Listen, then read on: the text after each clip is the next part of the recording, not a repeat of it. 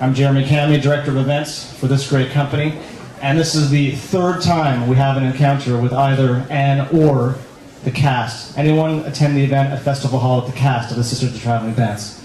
That was, yes, the cast came a few years ago, including America Ferrera and Blake Lively, who's now in Gossip Girl. Yeah. We all watched the show.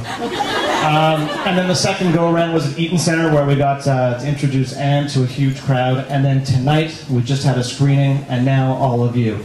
A phenomenal best-selling author, a dreamer, a visionary who took this series, made it into a movie, now an empire, and coming in January, I need to mention this. This is so crucial. The new book, 3 Willows, The Sisterhood Grows, coming January 13th, 2009. Ladies and gentlemen, a huge Canadian round of applause, Ann Brashares.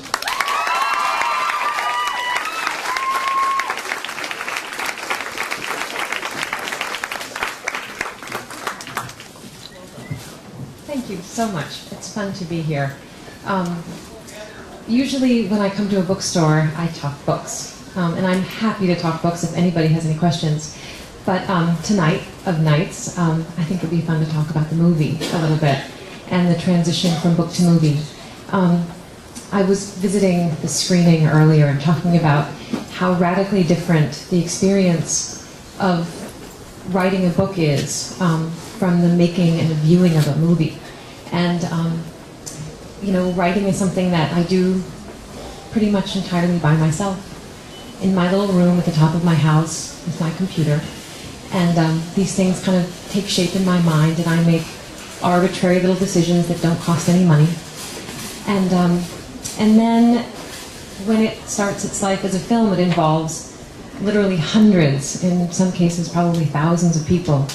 And the little decisions that I make in an arbitrary way, the movie studio pays a great deal of money to make it rain outside the 7-Eleven, for instance, where it just took me a little word to write.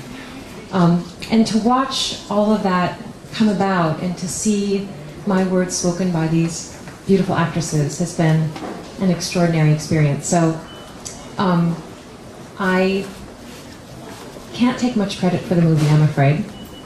I didn't write the screenplay.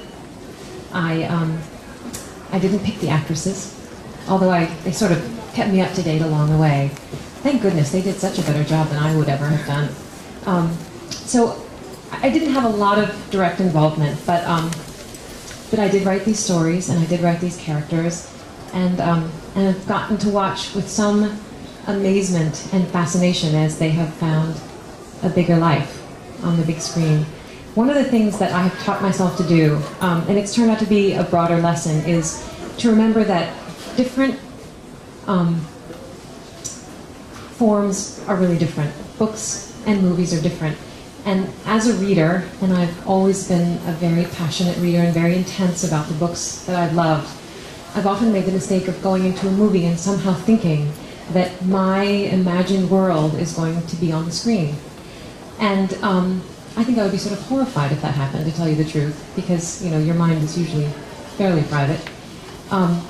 But what I've learned to do, and I've done it with these movies, is to know that a book and a movie is separate. The things that make a wonderful movie often have many things in common with what makes a wonderful book. But again, a book is a time, you know, an opportunity to crawl into the mind of another person and really live there. And a movie is big and bold and visual, and it's out loud.